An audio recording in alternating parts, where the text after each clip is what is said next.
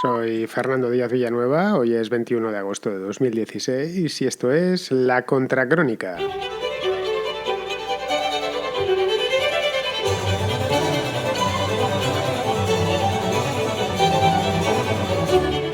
Decir que Venezuela se encuentra en caída libre no es una exageración, es un relato preciso de los hechos, un relato preciso de la realidad. La economía ha entrado en espiral, pero en espiral hacia el abismo. Hoy es el país que tiene más inflación del mundo, pero no es que se cuente en 2 dígitos, como suele decirse cuando la inflación es muy alta, es que se cuenta en 3 dígitos.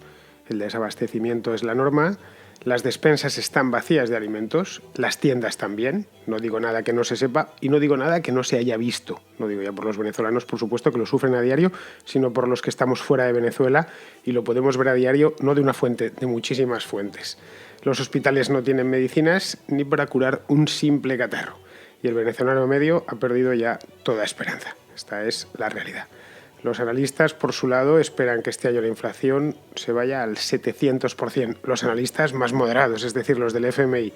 Otros directamente hablan ya del 1000 y del 1500%.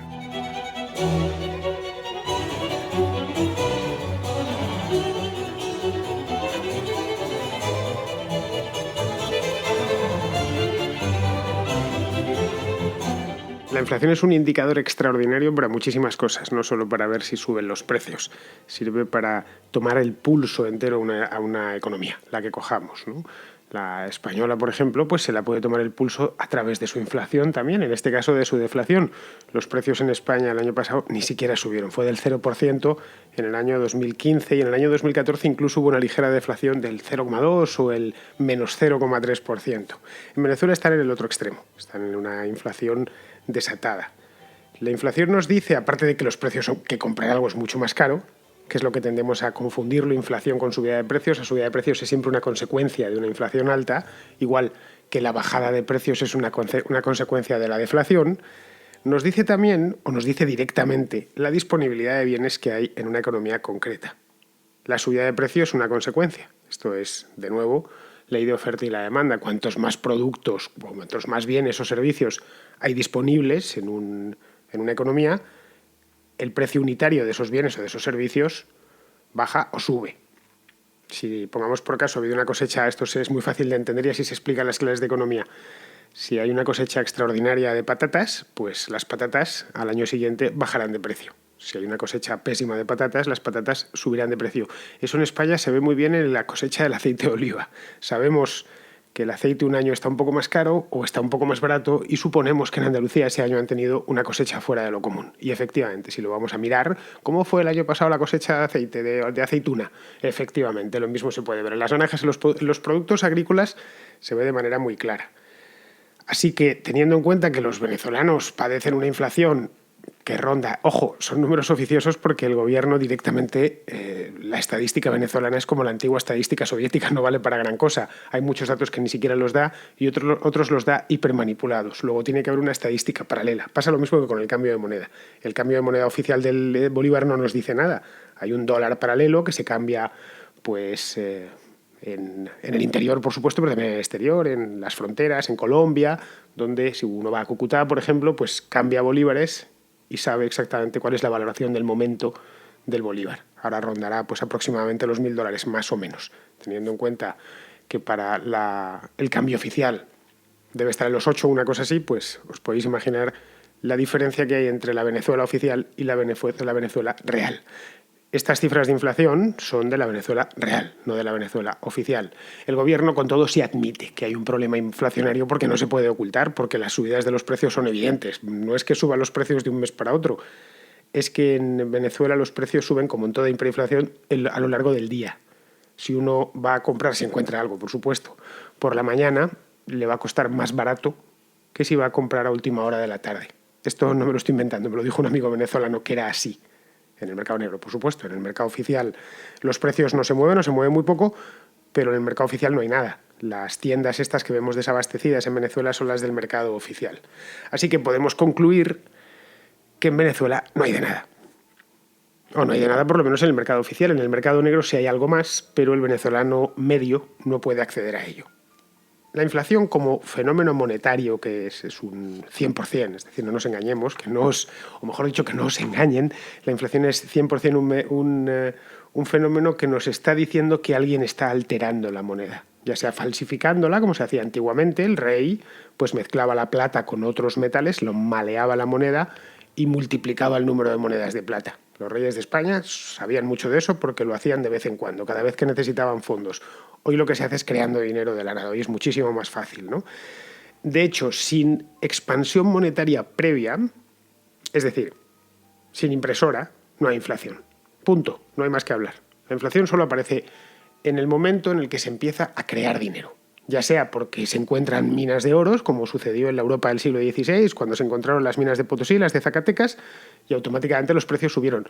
Muchísimo menos de lo que suben en Venezuela hoy en día, pero sí subieron, y se percibió en Europa que los precios habían subido. Los historiadores de la economía llaman a aquel episodio la revolución de los precios. Claro, ¿qué dirían de lo que ha sucedido o lo que está sucediendo en Venezuela, o lo que sucedió en Zimbabue hace unos años, o lo de Hungría del 46, o lo de Alemania de los años 20? Es decir, los grandes episodios hiperinflacionarios de nuestro siglo, bueno, y del siglo pasado, del siglo XX, que fue el gran siglo de la inflación.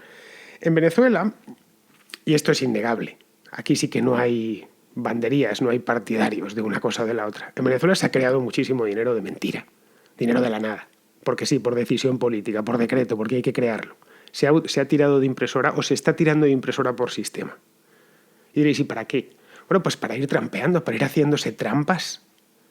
La inflación sirve para el día siguiente, hasta que se descubre y automáticamente los precios suben. Si yo, por ejemplo, tuviera en mi casa una máquina de acuñar euros, pues estaría haciéndolos continuamente, hasta que al principio en mi barrio y luego más tarde se notaría en toda la ciudad y luego en todo el país que hay alguien imprimiendo, creando moneda.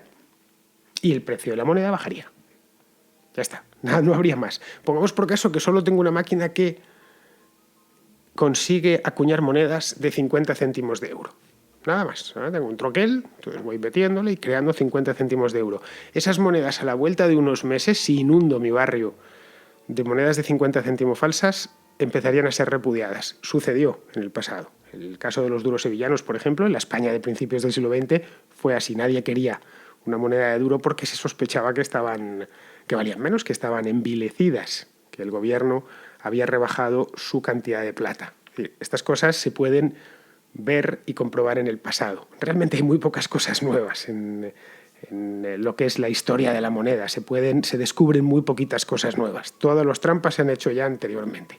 Esta de crear moneda para ir salvando el día, que es lo que está haciendo Maduro y lo que hizo Chávez en su momento, de manera no tan radical, pero también lo hizo. La era chavista se saldó con una inflación del 600 o el 700%, pues es algo que se había hecho antes ya. No es nada revolucionario, no es nada nuevo. ¿Cuánto dinero se ha creado en Venezuela? Pues no lo sabemos, pero miles de millones de bolívares. Una cantidad industrial que ha servido o iba sirviendo para salvar un mes. Pero claro, el problema es que ya son muchos meses y es que ya son muchos años. Y la trampa se termina viendo. Es decir, vamos a hacer algunos cálculos que vienen, que nos, sobre todo los que estamos fuera de Venezuela, nos ayudan a entender el problema.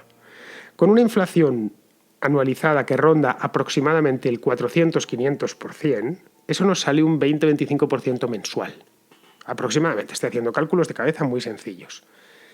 Es decir, si lo comparamos, por ejemplo, con la inflación que hay en el país vecino, que es Colombia, que fue del 8 y pico por ciento el año pasado, los precios suben lo mismo en Venezuela en 8 días que en todo el año en Colombia. O vamos a apurar un poquitín más, no vamos a tomar Venezuela, vamos a tomar Argentina, que es un país que ha atravesado también un periodo inflacionario, de hecho lo está atravesando todavía. En Argentina no sé ahora mismo la inflación por dónde está, pero debe rondar el 25%, más o menos anual, por supuesto. Pues ahí estaríamos con que los precios suben en Venezuela en un mes lo mismo que en Argentina en todo el año. Ojo, con la inflación actual, que esto cada vez toma más velocidad. Algo que valía unos 100 bolívares, pongamos por caso. En el mes de enero, no sé qué valía 100 bolívares en el mes de enero, pues no estoy en Venezuela, pero vamos, habrá algo que valiese 100 bolívares. 100 bolívares justos. En el mes de diciembre de este año valdrá 800, con las tasas de inflación actuales. puede ser que más. Como esto va a más, podría ser que lo que valía 100 bolívares en enero valga a finales de año 1.200. Más o menos me captáis la idea, ¿no? Podéis ponerlo en cualquier divisa. Podéis ponerlo en euros, podéis ponerlo en pesos, podéis ponerlo en soles, en quetzales, en la divisa que os dé la gana. Pero es eso. Lo que valía 100 valdrá 12 meses después 800.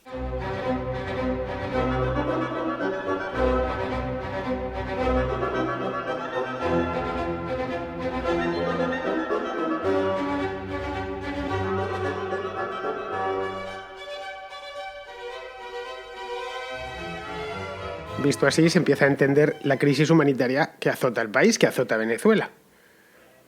Se entiende, por ejemplo, que todo haya quebrado, absolutamente todo, incluidas las ligas deportivas y prácticamente todas las empresas privadas, quiero decir. Las públicas también están quebradas, pero no han declarado quiebra como tal. Las que sobreviven, y hay algunas que sobreviven, obviamente, lo hacen porque tienen acceso a dólares, a través del cambio preferencial, es decir, tienen acceso a dinero de verdad. Pueden esquivar la creación de dinero del gobierno de una manera privilegiada. Pueden acogerse a un privilegio que solo otorgan los políticos, en este caso Nicolás Maduro y los suyos. El gobierno, lógicamente, ha reaccionado ante esto.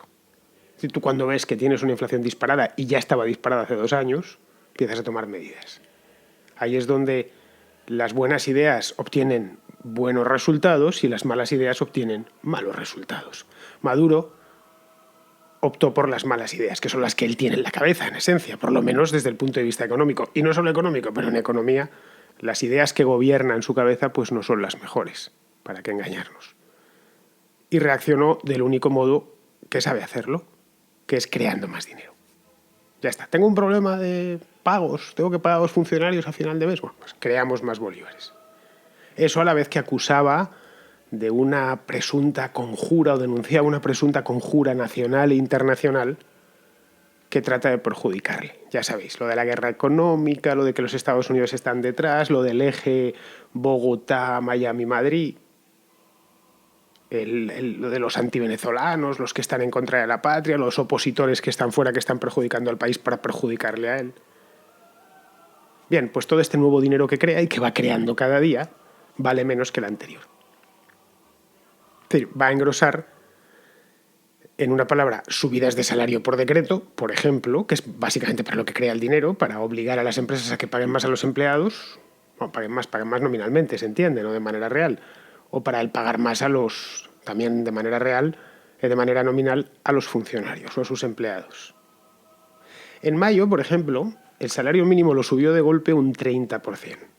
Ojo, una barbaridad, ¿eh? Imaginaos un aumento de salario en cualquier país de golpe de un 30%. Es decir, estaba en 11.500 bolívares y lo subió a 15.000 de golpe, de una tacada, en una de sus intervenciones por televisión. Eso suponía un aumento neto del salario de 3.500 bolívares. Es decir, unos 100 bolívares al día más o menos, aproximadamente. Bien, un poquito más. Bueno, ¿cuántos son 3.500 bolívares? Pues al cambio oficial, es decir, si vamos a cambiarlos en el banco, nos van a aplicar...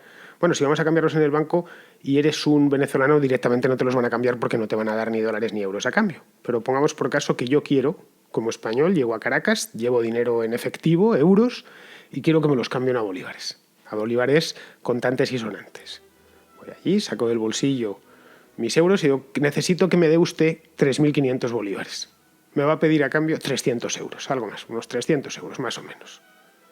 Eso sería al cambio fijado por el gobierno. Yo diría, hombre, pues no está mal. Tampoco es tanto. 3.500 bolívares más al mes, 300 euros más al mes.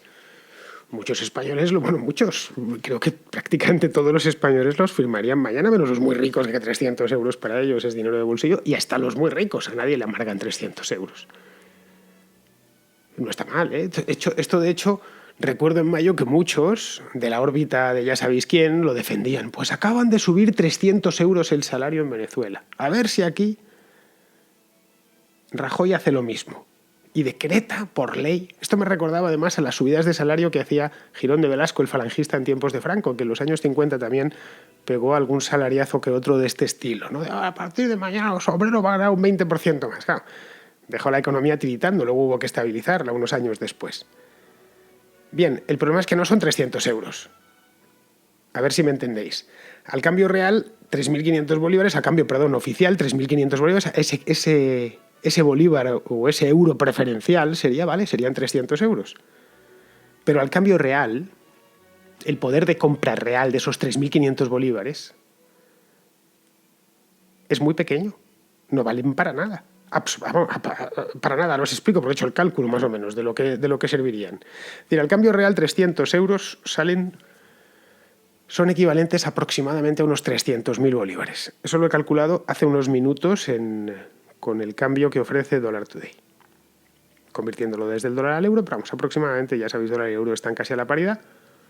Bien, Dollar Today evidentemente nos inventa los datos, hace una mezcla o hace un estimado en función de las casas de cambio en concreto de las que hay en Colombia, que están más cerca de la frontera venezolana y tal, y donde se cambian grandes cantidades de bolívares todos los días. Es decir, es una información muy fidedigna, muy directa. Es decir, si queremos tener la capacidad de compra de 300 euros dentro de Venezuela, necesitamos 300.000 bolívares en el bolsillo. Teniendo en cuenta que el salario mínimo se había subido a 15.000, pues imaginaos, para llegar a 300 euros. De hecho, haciendo los cálculos y rebuscando por ahí, me he encontrado con que en junio, no sé ahora, los precios siguen subiendo, un simple huevo de gallina, costaba en Venezuela, en Caracas, 100 bolívares, que equivale a la subida diaria del mes de mayo. Y esos 3.500 bolívares extras cada mes, que se correspondían con 100 bolívares aproximadamente al día, eso sirve para comprar un huevo. O servía para comprar un huevo cuando se produjo la subida. Esto fue en mayo, pues estamos hablando del mes de junio. Es decir, la subida de sueldos de Maduro, de la que tanto presumían algunos y te la echaban a la cara, sirve para comprar un huevo al día. Ni más ni menos.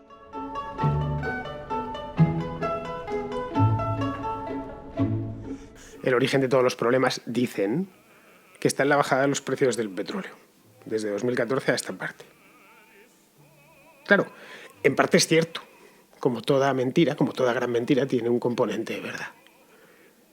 El colapso final se debe a eso. Digamos que la bajada de los precios del crudo, la depreciación del crudo en los mercados internacionales, ha sido el disparador del colapso. Pero el origen no es ese.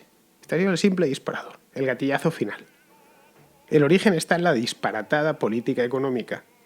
Bueno, iba a decir disparatada, no. En la política económica suicida de los sucesivos gobiernos venezolanos. Primero de los de Chávez y después de los de Maduro. Que han practicado, y lo digo así, un experimento macabro con la población de su propio país. Con sus propios paisanos. No lo han hecho en el país de otro, no, lo han hecho con su propia gente. Un experimento que se sabía a ciencia cierta que no iba a funcionar. La economía de planificación central es un camino seguro al desastre. Lo sabemos desde hace un siglo, desde que se planificó la primera economía y produjo una hambruna gigantesca. La nacionalización de empresas o de sectores enteros, como es el caso de Venezuela, es la vía más directa para que esas empresas dejen de producir. También lo sabemos. Tenemos la certeza de que es así porque ha pasado. No es una teoría de un economista. Son hechos. Hechos contantes y sonantes que se han verificado en distintos países, en distintas épocas y en distintas culturas. Es decir, aquí no hay ninguna teoría errejonita de esas de no, y entonces la hegemonía y el tal y el relato. No. Estos son hechos. Como te pongas a nacionalizar empresas, el resultado es que esas empresas dejan de producir. No hay incentivos. Bueno, las razones son múltiples. La creación de dinero trae inflación. Eso lo estamos viendo ahora mismo. No hace falta que os lo explique, no hace falta que venga Milton Friedman a explicarlo. Es un hecho. Y siempre que se cree dinero de la nada o se envilezca la masa monetaria, aparece la inflación. En resumidas cuentas, que imitar a Cuba es terminar como Cuba. Todo se sabía y todo se advirtió. Y se advirtió durante años. Ese es el origen de la crisis venezolana. Ese es el origen del colapso venezolano que se avecina. La revolución bolivariana no era más que una fantasía de unos fanáticos ideológicos sentados encima de un barril de petróleo. Esta es la cruda realidad Y se decía en 2004, o yo por lo menos lo decía en 2004 y lo digo en 2016. Una fantasía que ha terminado convirtiéndose en una pesadilla febril para todos los venezolanos. Bueno, me corrijo, para todos, no. Porque la élite vive bastante bien. Saqueando lo único que les queda, que es PDVSA, que cada vez produce menos, por cierto, y los pozos de petróleo que PDVSA explota. En régimen de monopolio, por supuesto, e hiperestatalizado todo. Podríamos concluir también que son, en el fondo, de Venezuela se ha hecho cargo una cuadrilla de maleantes que viven estupendamente a costa de estos pozos de petróleo y de esa empresa. Y las noticias sobre esta cuadrilla de maleantes son continuas. Ahora, mientras miraba esto en Dollar Today del cambio real, lo primero que me he encontrado es una noticia del hijo del gobernador de no sé qué estado, creo que el estado Vargas, que estaba de luna de miel con su novia, que parecía una actriz de culebrón, en Dubái, en el hotel Burj Al Arab este alto que hay en Dubái. En ese hotel, una noche en la suite pues puede costar 1.000 euros. El hijo de un gobernador chavista.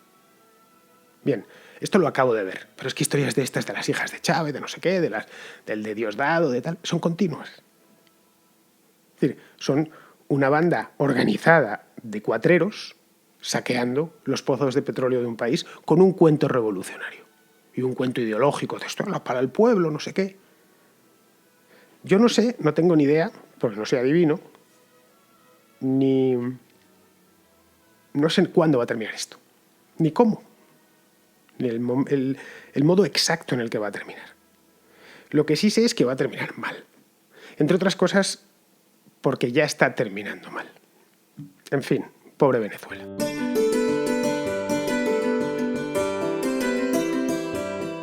Me escribe Ernesto López para pasarme una podenoticia, según él, y al abrir el link me encuentro con que es una noticia que muchos de vosotros conocéis, o conoceréis supongo, de hace ya 3 años, de mayo de 2013, de cuando Willy Toledo se fue a Cuba. No sé si seguirá allí. Por favor, alumbradme. No tengo ni idea si ha vuelto o no ha vuelto. Lo que sé es que sigue dando que hablar y que sigue diciendo, y voy a decir la palabra con todas sus letras, gilipolleces, una detrás de la otra. El otro día dijo no sé qué de un atleta nacido en Cuba que estaba nacionalizado español. Vamos, echó espuma por la boca, como es habitual en él. Pues bien, esta podenoticia, que no es podenoticia, y por eso no he metido ni la cabecera de la podenoticia, porque Willy Toledo echa pestes de Podemos. Podéis encontrarlo en internet. Le parecen unos tibios socialdemócratas. No quiere saber absolutamente nada de ellos. Al principio coqueteó un poco con la idea podemita, pero la abandonó rápidamente, porque vio que no iban a hacer la revolución y que esto no podía ser, y que estaban dispuestos a dialogar con el enemigo burgués. Willy Toledo es, iba a decir, un personaje siniestro, pero es que es un personaje. Lo de siniestro yo no sé si alcanza esa condición. Un personaje siniestro es Fidel Castro, por ejemplo, pero Willy Toledo lo dudo. De Willy Toledo se pueden decir muchas cosas, casi todas malas. Ahora, es un tipo coherente, realmente. Se fue a Cuba y se fue a Cuba como viven los comunistas extranjeros en Cuba, en el Laguito, en esta zona tan privilegiada, y no ha traicionado nunca, o que yo sepa por lo menos de palabra, nunca ha traicionado su causa. Ya visteis que cuando apareció Podemos, bien que se podría haber enchufado a eso. Dijo, uy, estos van a llegar al poder y ahora me coloco bien, donde dije digo Diego, y luego nada. Y a mí la gente que es coherente me parece bien.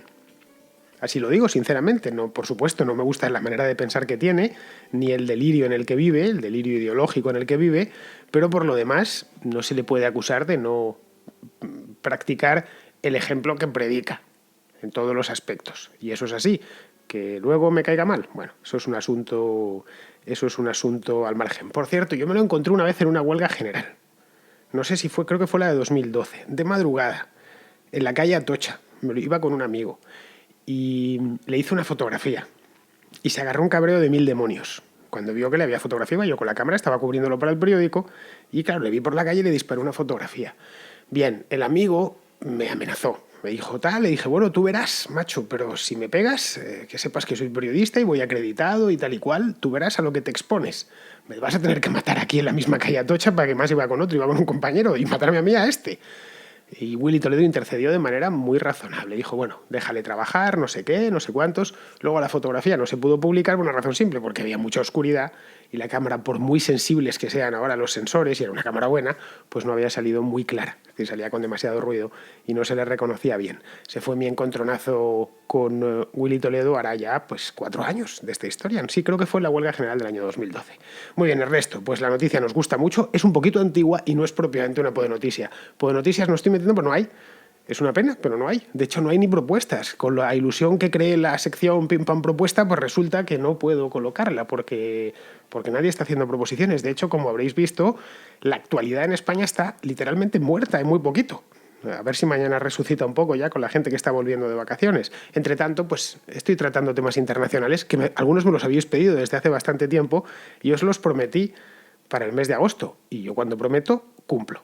Muy bien, queridos amigos, pues aquí lo dejo y ya sabéis, os espero mañana, aquí en La Contracrónica. Hasta mañana, amigos.